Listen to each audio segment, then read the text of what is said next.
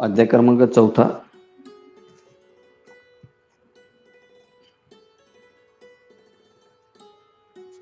आणि श्लोक क्रमांक 104. काल आपण वातच पित्तच कफच प्रकृतीविषयी आपण बघितलं की प्रकृतीनुसार कुठली कुठली लक्षणांनी प्रकृती नुसार काय काय जडणघडण होते शरीरामध्ये, ह्या सगळ्या गोष्टी आपण बघितलेल्या आहेत.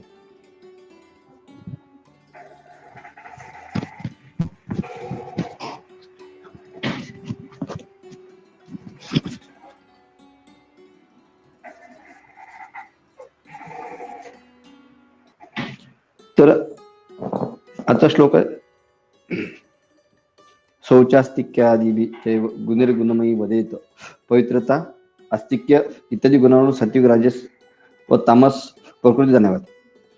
यात दोन दोन संनिपातिक आणि रजस्तममय मिळून 7 प्रकारच्या ज्या प्रकृती होतात, ह्या प्रकृती या अनुषंगाने वात पित्त कफच आणि सत्वरजतम यावरून 7 प्रकृती जाणायच्या आपण, आणि जे लक्षणं जास्त ज्या दिसून येतील त्या प्रकारची ती प्रकृती. काली आपण सांगितलं की वजन कमी आहे आणि मंद चेष्टा असेल तर ती कफ प्रकृती आहे, पण वाताची मंद चेष्टा नसते. आणि बरेचदा असं चुकीचा निर्णय घेतला जातात बरेचदा की वजन जास्त आहे म्हणजे कफ प्रकृती, असं नाही आहे. वजनही आहे पण हालचाल भरपूर आहे आणि सगळे लक्षण जवळपास वाताची असतात तर ती वातच प्रकृती ठरवल्या जाते. फक्त 1-2 लक्षणं फक्त कफ प्रकृती असतात त्याच्यामध्ये किंवा पित्त प्रकृतीची असतात. तर या अनुषंगाने आपण जेवढे काल लक्षण बघितले ते जास्तीत जास्त लक्षण जर त्याच्यामध्ये असतील तर ती प्रकृती जाणावी. आता पवित्रता जी आहे ती सात्विक लोकांमध्ये येणार. पवित्रता, आस्तिक्य, राजस तामस प्रकृती. तामस प्रकृती आता पुढे वयाच्या 3 भागांपैकी 16 वर्षापर्यंत बालपण आलेलं आहे. त्यात धातू इंद्रिय ओज यांची वृद्धी होते. त्यात 70 वर्षापर्यंत मध्यम वय, त्यात धात्वाधिकांची वृद्धी होत नाही. 70 वर्षांनंतर वृद्ध पण त्यात धात्वाधिकांचा क्षय होतो. हे आपण काल बघितलं. आपण सोम सोम हस्तत्रयम सार्धम वपू पात्रम सुखाशयो. स्वतःच्या हाताची ज्यांची 3.5 हात उंची असते त्या मनुष्याचे शरीर सुख आरोग्य व आयुष्यात पात्र होते. स्वम सम हस्तत्रयम सा अर्ध वपू पात्रम सुखा युषो हो. जगाच्या पाठीवर तुम्ही कुठेही जा, आचार्याने इतकं म्हणजे आपलं शास्त्र जे इतकं ग्रेट शास्त्र आहे, आयुर्वेदशास्त्र इतकं ग्रेट आहे, तुम्ही कुठेही जा, त्यांनी हाईट अँड वेट नाही सांगितलं. हाईट आणि वेट नाही सांगितलं त्यांनी स्वतःच्या हाताची 3.5 भागापैकी 3.5 हात उंची सांगितलेली आहे. मग वजन जरी तुमचं काय असेल किंवा उंची जरी 4 फूट असेल पण त्या हाताने जर ते 3.5 फूट असेल तर ते योग्य व्यक्ती. तुमचं 8 फूट उंची असेल पण स्वतःच्या हाताने जर 3.5 हात भरत असतील तर ती त्यासाठी ते नॉर्मल आहे, ती परफेक्ट आहे, त्यासाठी प्राकृत आहे. ती अति उंच, अति रस्व, अति दीर्घ, हे जे काही अति स्थूल, अति कृश, अति कार्श, ह्या ज्या काही प्रकृती सांगितल्या त्याच्यामध्ये निंदनीय जे निंदनीय प्रकृती सांगितलेल्या आहेत, अतिरस्व अतिदीर्घ. आता अतिरस्व असताना किंवा अतिदीर्घ असताना पण त्याचा जो 3.5 हाताचा असेल तर तो मात्र प्राकृत, त्याला रस्व म्हणता येत नाही. पण 3.5 हातांमध्ये जर काही फरक असेल, कमी असेल तर ती अतिरस्व.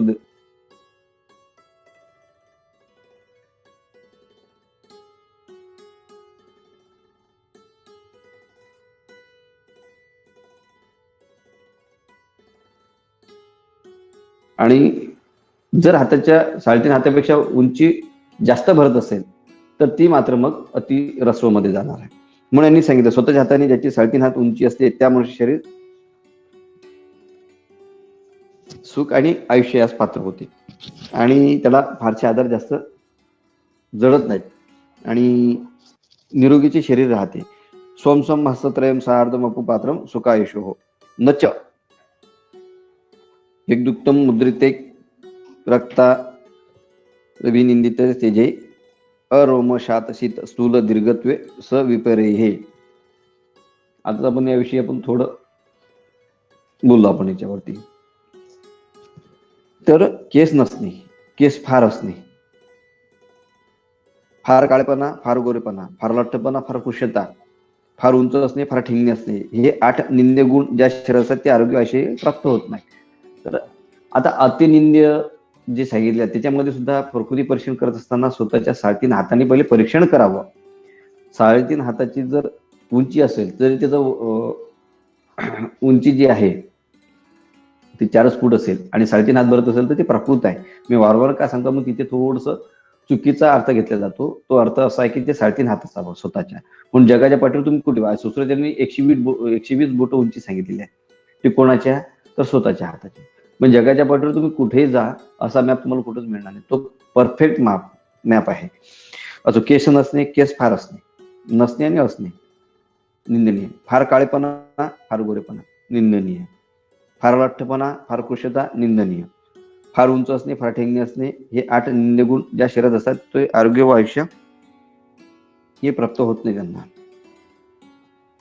सुस्निग्धा मृदव सूक्ष्मा निकमुला स्थिरा कचहा लटातमुत्तम श्लिष्ट शंकम मर्देन्दुन्दु सिन्निभम कर्णो निचोन्नतो पंचान्महंतो श्लिष्ट मांसलो नेत्रे व्यक्ता सिते सिते सुबुद्ध घन पक्ष्मी उन्नताग्रा मौच्छासा निप अर्जुन नासिका समा ओष्टो रक्तानुवदुतो महत्तो नो उल्बने हनु मदास्य गंता दंता स्निग्धा श्लेष्णा सीता समा जीवा रक्तया तन्वी मासरम चिबुकम महत ग्रीवा रस्वा घना रुता स्कंद वृत पिवरो उदरो दक्षिणार्थो गुडनाभि समुन्नतम तनुरक्तोन्न नखम स्निग्ध माता ब्रह्मासलम दीर्घाच्छिजांगुली मत पाणीपादम प्रतिष्ठितम. केस तुळतुळीत प्रकृती व्यक्तीचं लक्षण सांगितलं याच्यामध्ये. केस तुळतुळीत, मऊ, बारीक, स्थिर, सहज न पडणारे असून त्याचे मुळे अनेक असावीत. मुळे सांगितले, फाटे नसावीत मुळे. आणि सध्याच्या जगामध्ये म्हणजे खूप मता भेडसावणारा प्रश्न असा आलेला आहे सध्या की केसासंदर्भात फार तक्रारी येत आहेत की केसांमध्ये फाटे येणे, वृक्षपणा येणे. तर याचं एकमेव कारण असं आहे की अन्नपान. तुम्ही अन्नपान कुठल्या प्रकारे घेता त्यानुसार ते आलेलं आहे. केस तुळतुळीत, मऊ, बारीक, स्थिर त्यांचे मुळे असून अनेक असावेत. त्यात कपाळ उंच असून अर्धचंद्राकार असावे. आग फुगलेले असावे. कान लहान असून उभारलेले, मागे पसरट व सुरेख. सुरेख म्हणजे काय तर पाळी चिटकलेली असावी. हे असं लोंबकळत नसावं आहे ना, सुरेख दिसत त्याला. लहान कान लहान असून उभारलेले, मागे पसरट, सुरेख व मांसल असावेत. डोळ्याचे काळे व पांढरे बुबुळ अगदी स्वच्छ असावेत व पापण्यांचे केस दाट असून बळकट असावे. आता पापण्यांचे केस दाट असून बळकट असावे. आता वात प्रकृतीमध्ये किंवा पित्त प्रकृतीमध्ये फार कमी असतात, कफ प्रकृतीमध्ये दाट असतात. नाक सरळ लट्ट सारखे नकटे नवे, उंचही नवे, सारखे असावे असून त्याची बोंडीवर आलेली असावी व श्वास मोठा असावा. छिद्र विस्तीर्ण असावा. श्वास मोठा असावा म्हणजे तिचे जे छिद्र आहेत ते मोठे असावेत. त्याची बोंडी वर आलेली असावी, त्याचा श्वास मोठा असावा. ओठ लाल असून पुढे आलेले नसावे. हे सगळे प्रकृती दीर्घ आयुष्य जगणाऱ्यांचे हे लक्षण सांगितले. ओठ लाल असून पुढे आलेले नसावे. जबडे मोठे असून उंच नसावे. तोंड मोठे असावे. दात दाट, स्निग्ध, गुळगुळीत, पांढरे व सारखे असावे. हे शुक्राचं लक्षण आहे किंवा मज्जाधातूचं किंवा शुक्राचं लक्षण. दात हे शुक्राचे आहेत. उपधातू मात्र अस्थिता आहे, पण दात हे शुक्राचे आहेत. स्निग्ध, गुळगुळीत, श्वेत व सारखे असावेत. जीभ रक्त लाल, लांब व पातळ असावी. हनोटी मांसल व मोठी असावी. मान आखूड व जाड गोल असावी. जास्त आखूड 4 बोट असेल ना ते फार गाफील असतात, फार चतुर लोक असतात आणि फार किसन गळा कापणारे लोक असतात. बेंडकासारखी मान असते, ती मान फिरवता येत नाही त्या लोकांना. तर त्याच्यापासून सावध असावं. मान आखूड, जाड व गोल असावीत. खांदे उंच व पृष्ठ असावेत. पोट अंमळ उंच असून बेंबी खोल गेलेली व तिच्या भोवरा उजवीकडे असावा. फार सूक्ष्म शरीर आहे हे. अॅनाटॉमिकली जर तुम्ही बघितलं ना तर दीर्घ आयुष्य कसं असावं तर या लक्षणात दीर्घ आयुष्य होते. मग तुम्हाला कसं कळलं? सगळं आचार्याने लिहून ठेवलं, फक्त आपल्याला उचलून ते वापरावं लागते, बघावं लागते. पोट अंमळ उंच असून बिंबी खोल गेलेली असावी व तिचा भोवरा उजवीकडे असावा. नखे पातळ, लाल व फुगीर असावेत, असे नसावेत, किंवा जास्त उंचवटाही नसावा. हात पाय मोठे, स्निग्ध, किंचित तांबडे व मांसल असावेत. बोटे लांब असून त्यात फटी नसाव्यात. अशा प्रकारे अवयव असणे म्हणजे ते प्रशस्त होय. हे प्रशस्त पुरुषाचं लक्षण सांगितलेलं आहे. गूढवंशम बृहपृष्ठम निगुडा संदेव दृढा धीर सूर्य अनुनादीच वर्ण स्निग्ध स्थिर प्रभा स्वभाजम स्थिरम सत्वम विकारिम पिपत स्वपी. फार मोठी असून, पाठ फार मोठी असून कणा बुजलेला असावा, मांसच्छिद असावा, सांधे लठ्ठ व बळकट असावेत, आवाज गंभीर असून त्यात अनुवाद असावा, वर्ण स्निग्ध व तेजस्वी असावा. वर्ण स्वाभाविक, कायमचे व रोगाधिकाधिक फारशी विकार न पावणारे बल असावे. स्वाभाविक बल आले याच्यामध्ये. तर त्याच्यामध्ये जे बल सांगितलं, बल कुठल्या प्रकारे, फक्त शुक्र म्हणजे बल काय, ओज म्हणजे बल काय, तर त्याचं उत्तर होईल की शुक्र आणि ओज हे जर प्राप्त असेल तर तुमचं शारीरिक बल हे मात्र उत्तम राहते. त्या प्रकारचं बल सांगितलेलं आहे याच्यामध्ये. मग सगळ्याच प्रकारचं बल आलं, म्हणजे ओज आलं म्हणजे बल आलंच तुमचं. त्या अनुषंगाने बलाचा आपण इथं संदर्भ लावतो. बल असणे म्हणजे काय? उत्तरोत्तर सुक्षेत्रम वपु गर्भादिनिरुजम आयाम ज्ञान विज्ञानम धर्ममानम शनिर्शुभम. वर सांगितलेली लक्षणे ज्यात उत्तरोत्तर कोटी अधिक आहेत ती असे गर्भावस्था, सुरुवातीला गर्भावस्था, मग बाल्यावस्था इत्यादी अवस्थात ज्यास काही विकार झाला नाही असे, तर उंची, व्यवहारिक व शास्त्रीय ज्ञान ह्याच्यात हळूहळू वाढत चालली आहे असे शरीर चांगले होते. कमी शब्दामध्ये फार मोठा आशय आचार्याने सांगून ठेवला याच्यामध्ये. आयाम ज्ञान विज्ञान वर्धमानम शनिर्शुभम. वर सांगितलेली लक्षणे ज्यात उत्तरोत्तर अधिक आहेत असे गर्भावस्था, बाल्यावस्था इत्यादी अवस्थात ज्यास काही विकार झाला नाही असे, व उंची व व्यवहारिक व शास्त्रीय. उंची आता दोन प्रकारची, व्यवहारिक आणि शास्त्रीय ज्ञान. म्हणजे व्यवहारिक ज्ञान आणि शास्त्रीय ज्ञान याच्यात हळूहळू वाढत चाललेली उंची असते. दोन प्रकारची उंची असते ना, ती वाढत चाललेली असे शरीर चांगले व्हाय. याच्यामध्ये शरीर जे चांगलं म्हणजे याची अचिव्हमेंट जे आहे, तुम्ही जे ठरवता ते करता. तर याच्यामध्ये फार महत्वाचा विषय ते आलेला आहे की तुम्ही या प्रकारचं जर शरीर असेल तर तुम्हाला यश प्राप्त होतेच. इति सर्व गुणोपदे ते शरीरे शरदाम शतम आयुर ऐश्वर्य मिष्टाच सर्व भावा प्रतिष्ठिता. वर सांगितलेल्या सर्व गुणांनी युक्त असे जे शरीर ते 100 वर्ष वाचते, त्यास ऐश्वर्य व सर्व प्रकारच्या इष्ट गोष्टी प्राप्त होतात. बघा, आताच आपण त्याविषयी चर्चा केली की वर सगळं सांगून ठेवलंय. तुम्हाला काय असेल की भविष्यवाणी जे म्हटलेलं आहे ना, सगळं सांगून आपल्या याच्यामध्ये सर्वच दिलेलं आहे बरं का. की शास्त्रात, आयुर्वेदशास्त्रामध्ये असं काहीच नाही की सुटलं किंवा हे दिलेलं नसेल म्हणून. सर्व गोष्टी दिलेल्या आहेत. फक्त त्या अनुषंगाने तुम्हाला अभ्यास करणं गरजेचं आहे. त्या अनुषंगाने तुम्हाला व्यवहारिक ज्ञान घेणं गरजेचं आहे.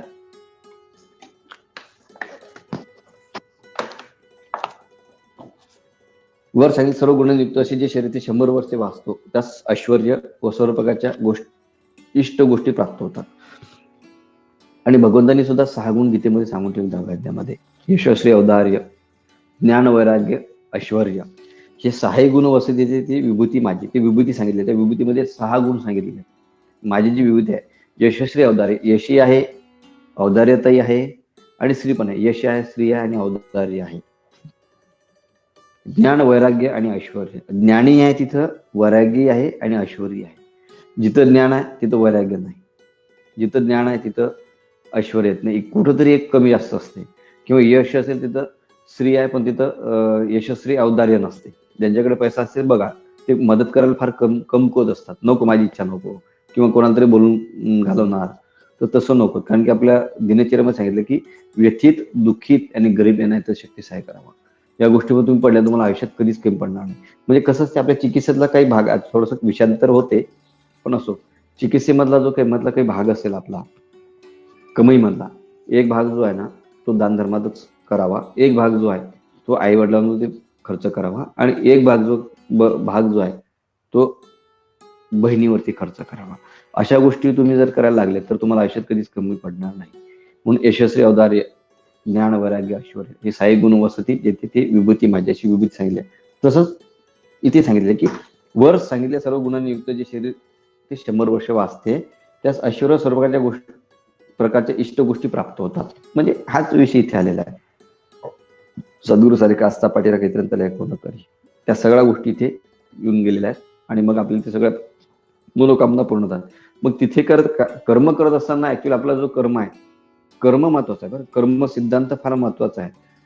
कुठल्याच गीतेमध्ये सांगितलेलं नाही की बा तुम्ही काहीच करू नका, तुम्हाला सगळं, तुम्हाला कर्मच करावं लागेल. व्रत नियमून करावे, तीर्थासी न गावे, तुम्ही स्वधर्मी यज्ञ यावे.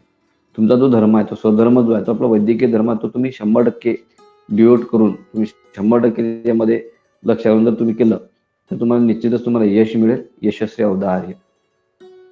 तर या अनुषंगाने तुम्ही चिकित्सा करायला, प्रॅक्टिस करायला लागली मग तुम्हाला आयुष्यात कधी कमी पडणार नाही. म्हणून मी सांगितलं की इति सर्व गुणोपते शरीरे शरदाम शतम ऐश्वर्यमिष्टाच्या सर्व भावा प्रतिष्ठिते. मग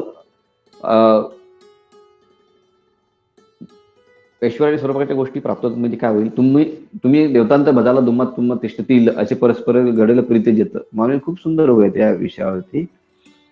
तुम्ही जे जे म्हणू कराल ते सिद्धी पावेल. तुम्ही जे जे म्हणसाल ते सिद्धी पावेल, म्हणजे जे मिळेल त्या गोष्टी, इष्ट गोष्टी प्राप्त होतात. या पद्धतीने तुम्ही जर स्वच्छता आणि या पद्धतीचं शरीर असेल किंवा पद्धतीचं तुम्ही ज्ञान प्राप्त केलं तर फार सुंदर आहे. म्हणून यश आपल्या ज्यामध्ये धर्म अर्थ काम मोक्ष जो काही विषय आला तो या अनुषंगाने आलेला आहे.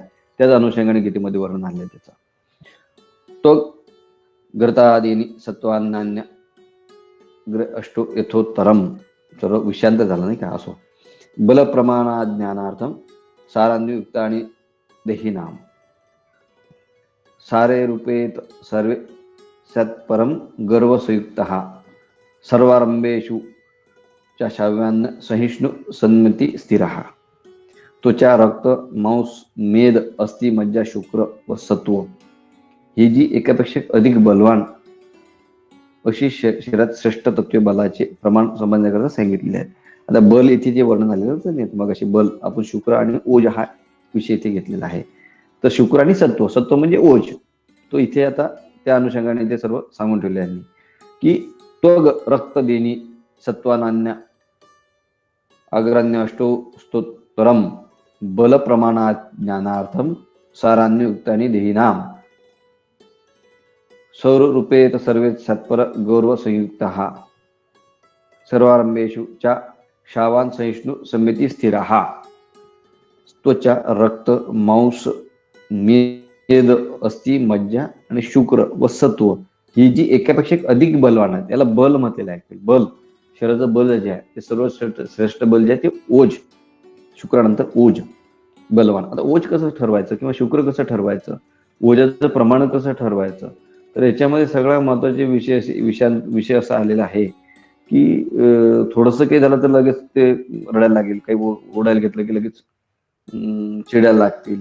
स्थिरता नसते या लोकांमध्ये, आणि ज्या लोकांमध्ये स्थिरता असते ना त्यांचं ओज खूप भयंकर वाढलेलं असते आणि हे लोक कमी बोलतात. म्हणजे साधक लोक असतात ते बघा कमी बोलली, अनंत वाचाळ बरती बरं त्या कसे गोपाळ पावे हरी, नाही का, हे कमी बोलतात हे लोक. म्हणून सत्व जे ओज आहे हीच यालाच बल म्हटलेलं आहे. एकापेक्षा अधिक बलवान अशी शरीराचे श्रेष्ठ तत्वे बलाचे प्रमाण समजण्यासाठी सांगितलेले आहेत. एकापेक्षा त्वचा, मग रक्त, मग मांस मेद अस्थि मज्जा शुक्र आणि सत्व. आणि सत्व असेल तर त्याच्यामध्ये सत्व म्हणजे ओज असेल तर खूपच बल असते. अशा लोकांना एकतर आजार येतात, स्थिरता खूप असते आणि निर्णय क्षमता भरपूर आलेली असते. सांगितले आहेत नाही का. त्या सर्वांनी युक्त ज्याचे शरीर असतो तो पुरुष फार बळकट असून कोणत्याही प्रकारच्या कामात तो निराश कधीच होत नाही. एव्हरग्रीन असतो तो माणूस, कधीच निराश होत नाही. तसेच तो शोषक असून त्याची बुद्धी चांगली व त्याचे सर्व विचार स्थिर असतात. हे फार महत्वाचं इथे आलेलं आहे बरं का. त्वचा रक्त मांस मेद अस्थि मज्जा शुक्र व सत्व ही जी एकापेक्षा अधिक बलवान अशी शरीरातील श्रेष्ठ तत्वे बलाचे प्रमाण सांगितले आहे समजण्यासाठी सांगितले आहे. त्या सर्वांनी युक्त असे जे शरीर असतो तो पुरुष फार बळकट असून कोणत्याही प्रकारच्या कामात तो निराश कधीच होत नाही. का होत नाही निराश? तसं जर बघितलं तुम्ही बघा, चिमणी जी आहे तर तिला शुक्र भरपूर सांगितलं आहे की नाही. ते एका वेळेला 17 संबंध ठेवू शकते का नाही. ग्रंथात आलेलं की तिथं शुक्र फार हे असते, तर ते कधीच ते बघा, ते कधीच निराश होत नाही. तुम्ही जितक्या वेळ तिचं खोपा खाली पाडणार, ते तितक्या वेळ ते आणणार, तितक्या वेळ ते बांधणार, पण ते बांधणार. पण कधी निराश होत नाही ते लोक. बल चांगलं असते त्यांचं. तसेच तो शोषक असून त्याची बुद्धी चांगली व त्याचे सर्व विचार स्थिर असतात. बुद्धी चांगली असते म्हणजे किती वेळ त्यांना त्रास झाला तरी ते डगमगत नाहीत. त्यांची बुद्धी चांगली असते व सर्व विचार स्थिर असतात. हा स्थिर विचार असणं फार महत्वाचा विषय आहे याच्यामध्ये. म्हणजे आपण बोलू ना त्या अनुषंगाने, पण बरेचदा का ते आईवडील मोठ्या पोस्टवर असतात बघा, बरेच प्रकरणं घडले आणि मुलांनी आत्महत्या केली. तर बुद्धी स्थिर नसते या लोकांची आणि सर्व विचार स्थिर व्हायला हवेत विचार. आणि त्याच्यामध्ये सगळ्यात महत्वाचं काय की शेअरिंग असणं, कुठंतरी आउटलेट असणं फार महत्वाचं आहे. की तुम्ही कोणाजवळ तरी तुमचं दुःख म्हणा, काय म्हणा, हे जोपर्यंत तुम्ही सांगणार नाही, मित्र म्हणा, मैत्रीण म्हणा, कोणी भाऊ म्हणा, बहीण म्हणा, तर कोणाजवळ तर ते व्यक्त करता आलं पाहिजे. आणि व्यक्त केलं तर ह्या गोष्टी त्रासदायक होत नाहीत, नाहीतर मग खूप त्रासदायक होतात. आणि हे लोक जे असतात हे फार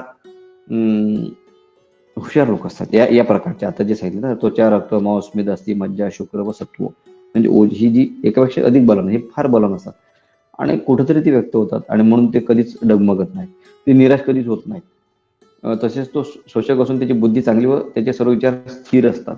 स्थिर असतो, एका ठिकाणी तो स्थिर राहतो. आणि स्थिर आल्यामुळे काय होईल की तुमचे जे निर्णय असतात ते कधीच चुकत नाहीत. एक तर त्याचा अनुभव येतो, एक तर मग लोक त्याचं अनुकरण करतात. म्हणून निर्णय घेणं फार महत्वाचं असतं.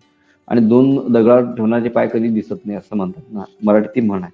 म्हणून दोन निर्णय एक सोबत आपण कधीच घेऊ शकत नाही. एका निर्णयावर तो कुठे ठाम असावा. आणि हे अशा प्रकारचे लोक असतात ते ठाम असतात. ज्यांचं रसक्षय असतो ते लोक ठाम नसतात. मग अशा लोकांना काय द्यावं, ज्यांची बुद्धी स्थिर नसते. म्हणून गौतम बुद्धांची बुद्धी सैरावरा झाली, तर त्यांनी साधना करत असताना अश्वत्थानाम वृक्षाणाम श्रेष्ठ, की ते जे सांगितलंय की पिंपळाच्या अश्वत्थाच्या झाडाखाली केली. मग जवळपास तुम्ही जर बघितलं,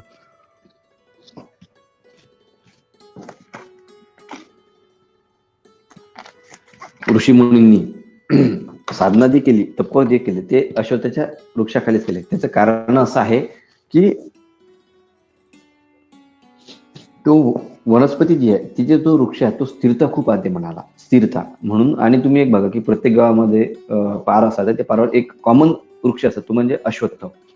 आणि तो 400 वर्ष जगतो, त्याला हिवाळ्या, पावसाळ्यात, उन्हाळ्यात काही काही फरक पडत नाही, स्थिर असतो. तसं स्थिर होण्याकरता ज्यांना हातपायांना खूप घाम येतो, त्या लोकांचा रसक्षय खूप झालेला असतो, त्यांना सुद्धा पिंपळाची आतली साल जर उगवून दिली तर स्थिरता खूप चांगली यायला लागते आणि निर्णय क्षमता चांगली वाढते.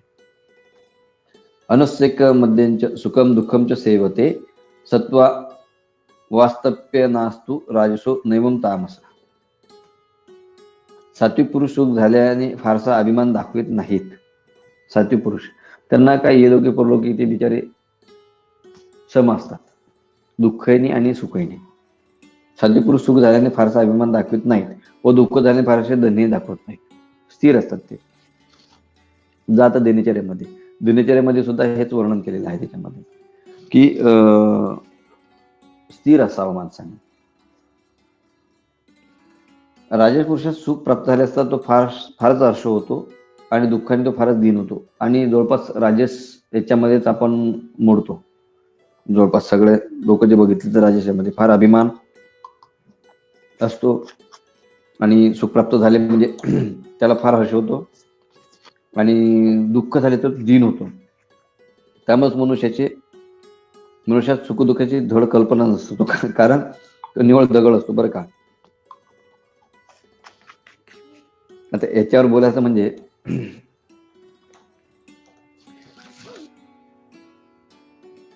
त्याला गुळाचा गणपती असं वर्णन आलं नाही का, की बरेच आपण व्यवहारामध्ये म्हणतो गुळाचा गणपती आहेस का. तर सात्विक पुरुष सुख झाल्याने फारसा अभिमान दाखवत नाही किंवा दुःख झाल्याने फारसे धन्य दाखवत नाही. राजस पुरुष सुख प्राप्त झाले असता फार हर्ष होतो आणि दुःख झाले असता दीन होतो. आणि त्यामुळेच मनुष्याच्या सुख दुःखाची धड कल्पना असते, त्याला कळतच नाही सुख म्हणजे काय, दुःख, कारण काहीच नाही, जे हरिंदे पलंगवारे असेच ते प्रकारे वर्तन असते लोकांचं. काय करा, बोला की चाला पोटाला गेला, असं त्याचं वर्णन असतं. म्हणून आणि लोक फार धडपड करत नाहीत. ठीक आहे बाबा, जे आहे ते तामस, आणि आळस खूप असतो. तामस मनुष्य सुखदुःखाची धड कल्पना नसते लोकांना, आणि आळस इतका प्रचंड असतो की ठीक आहे, आजचं भागलं उद्याला बघू आपण, असं धडपड नाहीत करत ते. आणि तो निवड दगडच असतात ते, म्हणजे काही करा, पालत्या घागरीवर पाणी त्या लोकांना सांगू. दानशील दया सत्य ब्रह्मचर्य कृतज्ञता रसनादी मैत्रीच्या पुण्याभिवृद्धी कृंदना. दातृत्व, दानशील, सुस्वभाव, दया, शील, सुस्वभाव, दया, सत्य, खरेपणा, ब्रह्मचर्य. आता ब्रह्मचर्याचा अर्थ इथं काय घ्यायचा, बोल्या विषयावरती आपण. विश्वास नाही, अल्प असणे, कृतज्ञता, कृतज्ञता असावी, रसायने, उत्तरस्थानात सांगितले रसायने, व मैत्री इतक्या गोष्टी पुण्य आयुष्य वाढवणार आहेत. पुण्य वाढवते आणि आयुष्य वाढवते, माहितीच नाही आपल्याला, आहे की नाही. बरेच आता याच्यावरती तर लेक्चर्स यायला लागले. लोकांमध्ये एकमेकांविषयी बोलण्यापेक्षा एकमेकांशी बोलावं, त्यातला मध्यतार्थ असा आहे, एकमेकांविषयी बोलण्यापेक्षा एकमेकांशी बोला. म्हणजे जे काही तुमच्या मनातले ग्रह असतील झालेले एकमेकांविषयी, ते दूर होतात. आणि कधी काय लक्षात ठेवा, डोळ्यात आणि कानात 4 बोटाचं अंतर असते, आणि 4 बोटाचं अंतर फार महागात पडते. म्हणून प्रत्यक्ष गोष्ट बघितल्याशिवाय त्यावरती विश्वास करू नका. समोरच्यावरती काही अविश्वास दाखवायचा असेल त्याला आधी विचारा की असं असं आहे का, म्हणजे तिथून तुम्हाला कळी उलगडेल. बऱ्याच गोष्टी अशा असतात की त्या कर्ण परंपरा आल्या असतात आणि त्यातून मग मन विचलित होतात. म्हणून दातृत्व असो, तो दातृत्व, शील, सुस्वभाव असणे, दातृत्व वृत्ती असावी माणसाची, सुस्वभाव असावा, शील असावा स्वभाव, दया मात्र असावी. त्याला दिलेच्या राज्यामध्ये दया, खरेपणा, सत्य, हे फार महत्वाचं आहे. सत्य जे आहे ना, तो फार महत्वाचा विषय आहे आलेला आहे. आणि मोबाईल आले तेव्हापासून फार असत्य लोक वागायला लागले. काही गरज नाही, तप आहे, तुम्ही ठरवा आजपासूनच की मी खरंच बोलणार, काही फरक पडत नाही. आणि ती खूप मोठी साधना आहे, आणि तुम्हाला मग वाच्यसिद्धी प्राप्त होऊ शकते या गोष्टीमध्ये. खरेपणा, ब्रह्मचर्य. आता ब्रह्मचर्य म्हणजे नेमकं काय हो, बरेच जण जे मला फोन येतात, मग ब्रह्मचर्याचा नेमका अर्थ काय घ्यायचा. मग ब्रह्मचर्य, इथे ब्रह्मचर्य आलेलं आहे, मग ब्रह्मचर्य सांगितलेलं आहे आचार्यांनी आपल्या, आणि इकडे पण शुद्ध प्राप्ती पण सांगितलेली आहे. तुम्हाला करायचं असेल तुम्हाला संभोग करावा लागेल. मग इथे विषय वासना असते, म्हणजे ब्रह्मचर्य म्हणजे याचा अर्थ काय, तर नष्टे की ब्रह्मचर्य आहे की आवश्यकता असेल त्यावेळेला ते आपण करू शकतो. ज्यावेळेला तुम्हाला सुदृढ अपत्य प्राप्ती लागत असेल तर त्यावेळेला आपण ते ब्रह्मचर्याचं पालन करून मग आपण ते संबंध ठेवू शकतो. फक्त नुसतं विषय वासना असते, आता जे घडतंय त्याला ब्रह्मचर्य म्हणत नाही. ब्रह्मचर्य याचा अर्थ काय, मग ब्रह्मचर्य, आणि बरेचदा एक विषय असा आला की ब्रह्मचारी लोक जे आहेत ते श्रेष्ठ नाही आहे सांगितलं बरं का. श्रेष्ठ कुठले सांगितले, गृहस्थाश्रमी जे लोक ते श्रेष्ठ आहेत, कारण की ते ब्रह्मचर्य करतात, पालन करतात, पालन पोषण करतात, संन्यासाचंही करतात आणि गृहस्थाश्रमाचंही करतात. म्हणून गृहस्थाश्रम हा जो सर्वश्रेष्ठ सांगितलेला आहे, त्यात काही फारसा फरक पडत नाही. गृहस्थाश्रमी श्रेष्ठ सांगितलेला आहे ब्रह्मचर्यापेक्षा, आणि त्यात थोडेसे वेगवेगळे बरेच क्लिष्ट भाग आहेत. पण आपल्या अनुषंगाने, आयुर्वेद अनुषंगाने जर बघितलं आपण, किंवा शास्त्र अनुषंगाने जर इथे जर बघितलं ब्रह्मचर्य, तर ब्रह्मचर्य म्हणजे विश्वासना अल्प असणे, म्हणजे नुसतं तुमच्या स्वाभाविक वृत्ती जी आहे, जी दिनचर्यामध्ये वर्णन केलेली आहे, ऋतुचर्यामध्ये वर्णन केलेली आहे, त्या पद्धतीचे ते ब्रह्मचर्य, ते नष्ट की ब्रह्मचर्य असावं. मग या गोष्टी आल्या मग कृतज्ञता यायला लागते. मग मात्र कृतज्ञता आली, ब्रह्मचर्यानंतर कृतज्ञता वर्णन आलेली आहे. तुम्ही जर ब्रह्मचर्य नसेल तर कृतज्ञता येत नाही. ते म्हणजे जनावरांसारखं आपण असं एक शब्द बोलतो, पण जनावर सुद्धा ऋतू परत्वेच ते संबंध ठेवतात. ब्रह्मचर्य विषयावरती बोलण्यासारखं बरंच. आणि हा विषय असे आहे की जशी तुमची साधना वाढते तसं तुमचं मन स्थिर होते. मन स्थिर झाल्यावरती सुस्वभाव, शील, दातृत्व तयार व्हायला लागते. मग सुस्वभाव, मग दया, मग खरेपणा, खोटेपणा जमत नाही, खरेपणा करायला लागतात, आणि खरंच बोलावं, खरंच ब्रह्मचर्याचं पालन करावं. कृतज्ञता, रसायने. आता इथे रसायने आलेल्या परत. कृतज्ञता ही अशी पॉवर आहे आपल्या याच्यामध्ये बरं का, की तुम्ही कृतज्ञता जर वाढली तर तुम्हाला आयुष्य वाढलं, तुमचं पुण्य वाढलं आणि आयुष्य वाढलं. रसायने, एखाद्या वेळेला बोली भाषेमध्ये आपण बोलतोय की रसायने असतो, तो विषांतर होईल म्हणून आपण थांबू तिथेच. रसायने, उत्तरसा सांगितले रसायने, तुम्ही जेवढे रसायने तुमचं आयुष्य वाढणार. व मैत्री, सगळ्यात शेवटी मैत्री आलेली आहे, एकापेक्षा एक श्रेष्ठ आहे. तर मैत्री इतक्या गोष्टी पुण्य व आयुष्य वाढवणार आहेत. मैत्री हे जे आहे ना खूप मोठं आयुष्य वाढवणारं प्रकार असते. पुण्य होते आणि आयुष्य वाढणार आहे. मैत्रीचा काय संबंध पुण्य आणि आयुष्य वाढवण्यामध्ये? तर एखादी गोष्ट कुठलं असेल तर मी मगाशी बोललो कुठंतरी आउटलेट जे असते ना ते आउटलेट असावं कुठल्याही गोष्टीला. जसं जर मोबाईलमध्ये जर मेमरी पॅक झाली तर मोबाईल हँग होतात. तसंच डोक्यामध्ये जर काही हे झालं विचार असेल तर डोकं हँग व्हायला लागते आणि मग ते एका दिवशी काम दाखवते. तर त्या आधीच जर ते तिथला व्हायरस काढला आहे ना, रिफ्रेश केला, जसा मोबाईल रिफ्रेश केल्यानंतर एकदम स्मूथ चालतो तसं डोक्यातले विचार रिफ्रेश केले की डोकं स्मूथ चालायला लागते. म्हणून कुठंतरी आपल्याला बोलता यायला पाहिजे, कुठंतरी असं एक ठिकाण असावं. ते ठिकाण म्हणजे मैत्री. मग त्या मैत्रीला वयाचं बंधन नसते. रसन आहे ते. बघा तुम्ही म्हातारे लोक जर एका ठिकाणी बसले मित्र मित्र तर त्यांचे तारेकारे बोलण्यामध्ये तो जो काही असते एक वेगळा आनंद आणि त्यांच्यामध्ये आलेलं ते लहानपण तर ते आयुष्य वाढवण्यासाठी झालेलं असते ते है ना. त्यांचे जे हावभाव असतात ते आयुष्य वाढ लहान लेकरा सारखे करायला लागतात. बघा तुम्ही दोन व्यक्ती वयस्कर व्यक्ती जर मिळाले मित्र तर त्यांचे हावभाव बघा लहानपण आल्यासारखं जाणवते म्हणजे आयुष्य वाढलं आणि त्यामुळे पुण्य पण वाढते आणि आयुष्य वाढलं. आणि जितकं तुम्ही फ्रेश राहणार, जितकं तुम्ही सुस्वाभी शांत राहणार आणि जितकं तुम्ही हॅपी राहणार ते कधी राहणार मित्रामध्ये. मित्राची आवश्यकता कधी असते तर दुःखामध्ये. सुखामध्ये सगळं असतात पण दुःखामध्ये मित्र जो एक जवळचा असावा आणि ती मैत्री असेल ना तर त्याच्यामध्ये सगळ्याच गोष्टी असतात की बा मला हे असं असं आहे आणि आउटलेट असते ते एक प्रकारचं आउटलेट असते म्हणजे त्याच्यामध्ये असं काही फारसं बदल करत नसते प्रकरणामध्ये त्या. पण त्या जवळ आपण व्यक्त केल्यानंतर आपल्या याच्यामध्ये जे काही धाक असते किंवा आपल्या याच्यामधलं जे काही प्रेशर असते ते कमी होते आणि रिफ्रेश होतो, माइंड रिफ्रेश होतो आणि एकदम फ्रेश वाटायला लागते. म्हणून मैत्री इतक्या गोष्टी पुण्य व आयुष्य वाढवणार आहेत. हे खूप महत्वाचं इथे देऊन ठेवलेलं आहे की हा श्लोक मला तर असं वाटते असावाच पाठ प्रत्येक दानशील दया सत्यम ब्रह्मचर्य कृतज्ञता रसायनावी मैत्रींच्या पुण्य आयुवृद्धी हा. तर परत एकदा घेऊन जातो तो सुस्वभाव दया खरेपणा ब्रह्मचर्य कृतज्ञता रसायने व मैत्री इतक्या गोष्टी पुण्य व आयुष्य वाढवणाऱ्या आहेत. आता रसायने सुद्धा पुण्य आणि आयुष्य वाढवणार आहेत. बघा तुम्ही खूप छान रसायन अध्यामध्ये रसायन आलेले आहेत तर तिथे आपण रसायन अध्यायामध्ये आपण ते बघू शकता. तर अशा प्रकारे हा जो एक अध्याय आपला आहे तो इथे संपला नाही का. उद्याला आपण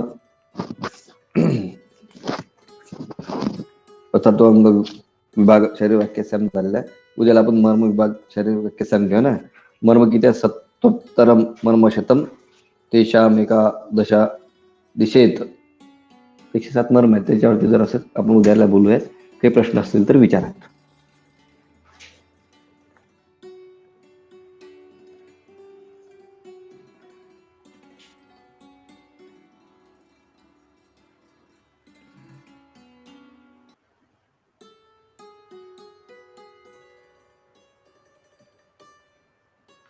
विचारा काय प्रश्न असेल तर. नमस्ते सर. हा नमस्ते. हा सर, मी मागे तुम्हाला एका म्हणजे केस बद्दल सांगितलं होतं ना की ज्या मुलीला 2-3 महिने पीसीओडीचा त्रास आहे आणि तिला रेग्युलर पिरियड्स येत नाही. हा, तर तुम्ही मला म्हणालात की तिला म्हणजे एक म्हणजे आपण तिला इच्छाभेदी रस आणि नंतर तिला वडे खायला सांगितले होते उडदाचे वगैरे. ती केस हो जी बँकर आहे. हा सर, ते तसं केलं. तिला आदल्या दिवशी 1 वाटी तूप आणि दुसऱ्या दिवशी सकाळी इच्छाभेदी गोळी घेऊन तिला 4-5 झाले पण लूज मोशन्स, मागच्या रविवारची गोष्ट. पण सर तिला नाही आले पिरियड्स. म्हणजे आता पिरियड्स यायला दुसरा आता पाहिजे. म्हणजे रविवार येईल आता. हा, नाही म्हणजे आले आणि तिचे आपण एक विरेचन 2-3 वर्षापूर्वी तिला हा बोला सर. विरेचन दिलेलं त्रिफळा आणि हे सोबत दिला का तिला त्रिफळा आणि इच्छाभेदी रस?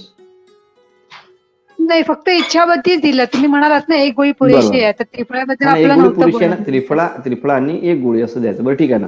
आणि तिला एकच विचारा फक्त बेकरी प्रोडक्ट काही खाण्यात आले का? नाही सर, ती काहीच खात नाही. म्हणजे ती घरचंच अन्न खाते आणि बाहेरचं पण असं काही खात नाही, बाहेरचं स्नॅक्स वगैरे. पण तरी बसून एकदा बसून आहे ना विचारून म्हणजे. घेतो. नाही हा बसायचा हा काय आहे, कसं आहे की दोन गोष्टी आहेत याच्यामध्ये. फार महत्वाचा विषय इथे आलेला आहे की आर्तव जे आहे हे दोन कारणामुळे स्टॉप होते. एक तर ते हालचाल न होणे, म्हणून पुढच्या हम्म. काळामध्ये केर काढणे ह्या आता लाज वाटायला लागते मुलींना. ऍक्च्युअली तिचं ते गर्भाशय आहे, तिची जी ऍक्टिव्हनेस असेल ते हम्म. खाली वर वाकणे उभं राहणे, वाकणे उभं राहणे असं करूनच ते ते काय करावं, म्हणून होत केर नाहीये. काढणे ते होत नाहीये. आणि तिला तसं तर येतेच आहे, तो काही प्रश्न नाही. पण ते उडदाचे वडे पिरियड्स आल्यानंतर द्यावे लागतात, उडदाचे वडे. तर ते दिल्यानंतर जर येत नसेल तर तर तिला एकच काम करा, परत विरेचन द्या आणि सोबत तिला परिपाठाची काढा द्या प्यायला. 4-4 चमचे पंधरा परिपाठाची काढा. 15 ml. हा 10 आणि आणि तिला 5 मला वाजता.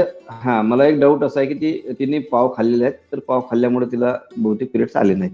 तेवढं एक विचारून घ्या, तर तुम्ही पाव तीन खाल्ले असतील तर तर. आता आता 3 महिने होत आले ना पण सर. हम्म 1 महिना नाही, आता 2.5-3 महिने झाले. पिरियड्स आलाच नाही तो. नाही नाही नाही नाही, म्हणजे हे आणि तुम्ही यायला आपल्याकडे पाहिजे. ती चालू आहे तिची treatment. नाही मग तिला एक काम करा ना, तिला परिपाठाची काढा इच्छाभेदी द्या, परत तिला विरेचन द्या. काहीतरी गडबड झाली विरेचन द्या, कारण विरेचन दुसऱ्या दिवशीच येते. आणि हे जे मरीच नस्य जे असते ना, बऱ्याच वेळेला मरीज, मरीच हा मिली, हा. येईल ना, तर मरीच बारीक करायचं आणि प्रथम नस्य जे होतो एकदम जोराने जसं नस ओढतात तसं जोराने नस ओढायची, त्याने दुसऱ्या दिवशी पिरियड्स येतो. किंवा तीक्ष्ण नस्य असते ते, आणि अद्रकाचा रस 2-2 ड्रॉप नाकामध्ये घालायचा, ते नस्य करा. या दोन पैकी काही केलं तरी पिरियड्स यायला लागतात. दुसऱ्या दिवशी पिरियड्स येतात. 1-2 दिवस दिवसातून आणि 2दा तिला का? दोनच वेळ करावं लागते. 2 वेळ केला की लगेच दुसऱ्या दिवशी पिरियड्स यायला लागतात. फक्त तिला माझा एक डाऊट असा आहे की तिला एकदा विचारा की तू बेकरी पावडर काही खाल्लं का, तर ते खाऊ नका आणि परत एकदा विरेचन द्या तिला आणि नाही परिपाठाची नाही काढा नाही द्या. खात, कारण ते मला आणि येऊन भेटून उडदाचे गेली. हा हा नंतर एकदा तिला विचारा, मला असं डाऊट आहे, आपण उद्या बोलूच या विषयावरती. तर तिला विचारा की बेकरी पावडर खाल्ला बर, का, मला फोन डाऊट करून आहे तिला. विचारते मी तिला मग. हा हा हा हा.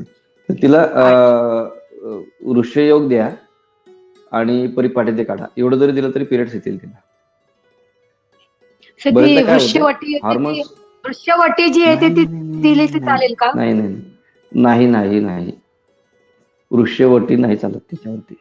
मी ऋषयोग म्हणजे त्याच्यामध्ये तुम्ही कपीकच्चू घाला, त्याच्यानंतर अक्कलकाळा घाला, त्याच्यानंतर शतावरी घाला, विदारी घाला आणि विश्व घाला. हे कुठलं तरी याच्यातलं ऋषयोग तयार करून तो द्या.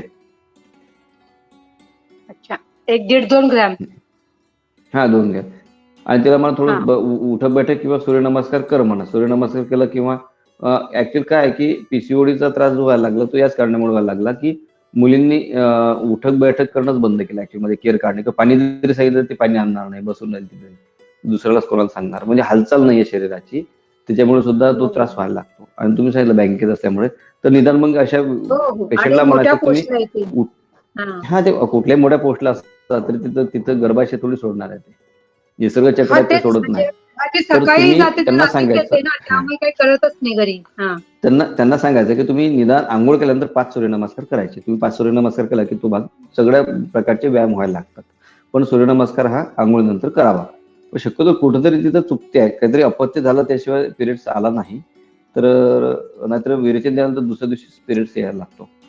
हा सर, म्हणजे तिला एकदा तिने हा केलं होतं, घेऊन गेली होती तिची आई औषध माझ्याकडून, म्हणजे गोळी घेऊन गेली होती, हा पण नाही झाले.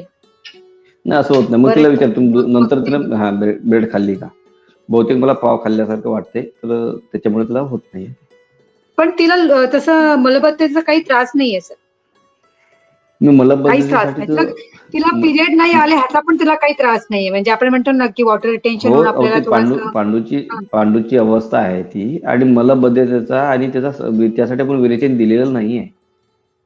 आपण दोन हा म्हणजे गोष्टींमुळे शास्त्रोक्त विरेचन दिलेलं, एक विरेचन नाही लक्षात घ्या. केलंय, हा एक सद्य आपण विरेचन आपण केलंय. विरेचन पण कशासाठी केलं हे महत्वाचं.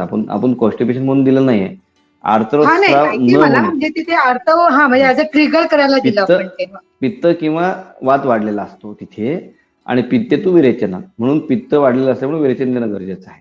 कारण तिथं पाणी पडलेलं आहे आणि दोन गोष्टीमुळे ते वृक्षता येतो. तिथे पाणी आटवलं जाते. कशामुळे, एक तर हवेमुळे म्हणजे वायूमुळे, किंवा जर तिथं उष्णता असेल तर त्या उष्णतेने पाणी शोषून घेतलं जाते. तसंच ते रक्ताचा विषय आहे आर्तवाचा. तिथे पित्त किंवा वात हे 2 दोष द्यालेले असतात, म्हणून वृक्ष योग द्यावा आणि विरेचन बरं. द्यावा. चालेल. ठीक आहे मग. ठीक आहे. हा, त्यांना विचारणे, हो. मग उद्या बोलूया आपण याच्यावर. बर चालेल. हा, चालेल. एक मेसेज आलेला की सर, वजन कमी करण्यासाठी एका पेशंटने बॅरिट्रिक शुगर सर्जरी केली, वजन 55 किलो कमी झालं, पण अजून 105 किलो आहे, अजूनही कमी करायचं आहे. कसं आहे माहिती आहे का, ती सर्जरी जरी केली असेल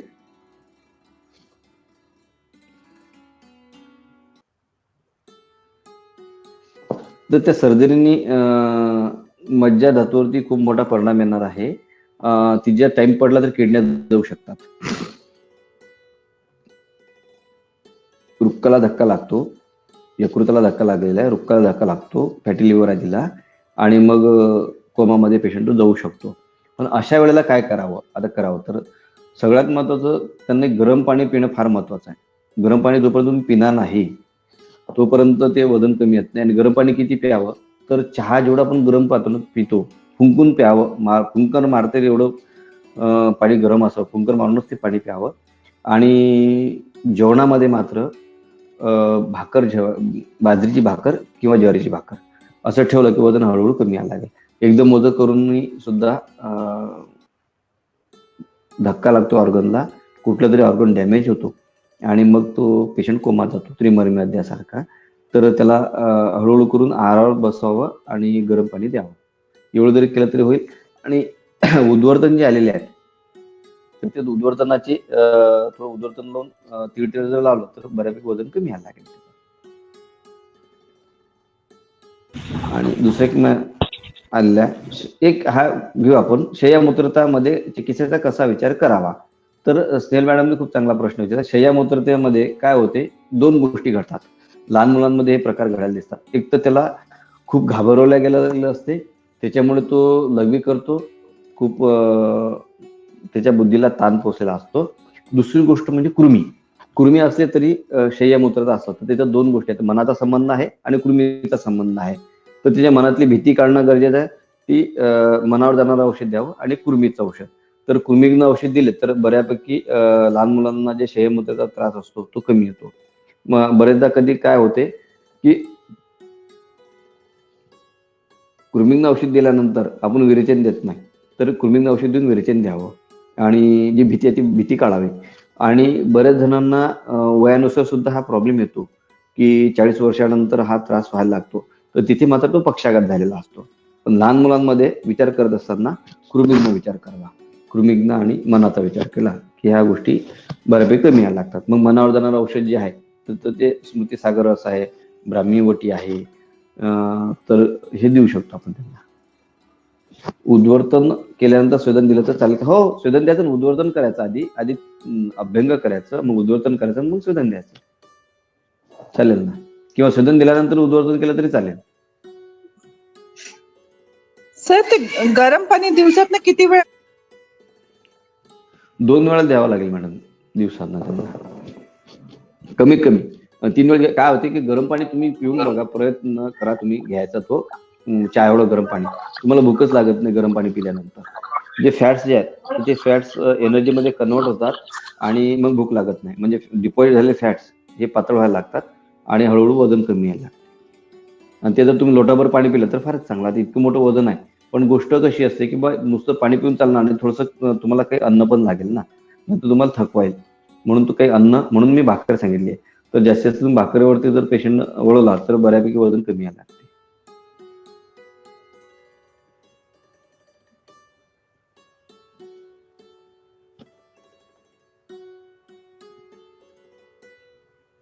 हॅलो, आवाज येतोय?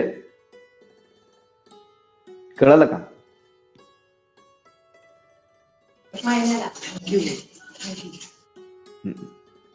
ठीक आहे. एक परत एक मॅसेज आला की सर, अश्वत्थाचा वापर उन्माद व्याधीत करता येईल का? हो, उन्माद, अपस्मार कुठल्या व्याधीमध्ये मनाच्या संदर्भात जिथं जिथं आलेलं आहे तिथे तिथं अश्वत्थाचा वापर केला जातो. म्हणजे तुम्हाला सांगू का की अश्वत्थ इतकं मोठं वनस्पती आपल्याला देण आहे, यांनी नासाने सुद्धा ते मान्य केलेली आहे आपली. की तिथं O2चं प्रमाण खूप वाढलेलं आहे आणि O2चं प्रमाण वाढलं म्हणजे पॉझिटिव्ह एनर्जी वाढली आपली शरीरामधली. तर तुम्ही जिथं उन्माद तपासमार असेल, जिथं नैराश्यता असेल, जिथं स्थिरता नसेल किंवा रसक्षय असेल, हाताला तळपायाला खूप घाम येत असेल, तर अशा अवस्थेमध्ये पिंपळाची साल किंवा पिंपळ आपण वापरू शकतो. मग तिथं कल्याण घृत वापरा, महाकल्याण घृत वापरा, पंचघृत वापरा, असं ते घृत लावून ते घेऊ शकता आपण. किंवा भात करायचा, दूध, भात, तूप, साखर असं जरी तुम्ही 4 घास जरी खाल्ले गरम गरम करून, तरी त्याचा खूप चांगला परिणाम यायला लागतो. आणि मनामध्ये स्थिरता. जे मुलं टार्गेट असतात ना, अजिबात ऐकत नाहीत, फेकपाक करतात, त्या लोकांना मात्र तुम्ही ती साल उगाळून देऊ शकता. आधी साल ते आतली आंतर साल असते, व्हाईट असते, नंतर ते रेडिश होते थोडीशी, ते खराब होत नाही, तो हवेचा परिणाम असतो, म्हणून ते टाकून देऊ नका, तेच वापरा.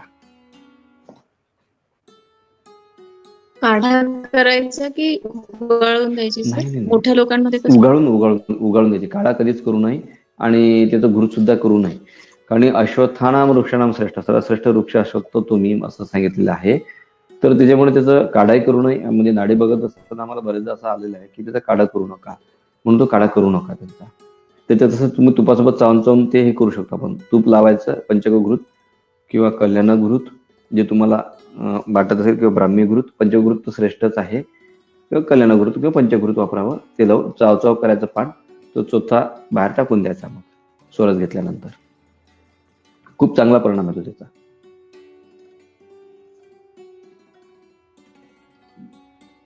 आणि घरामध्ये आणि एक पान खाणं म्हणजे 100 ग्राम तूप खाणं आहे. तुम्ही ठरवा तुम्हाला तूप किती घ्यायचं आहे. एवढी ताकद अश्वत्थ पत्रामध्ये आहे.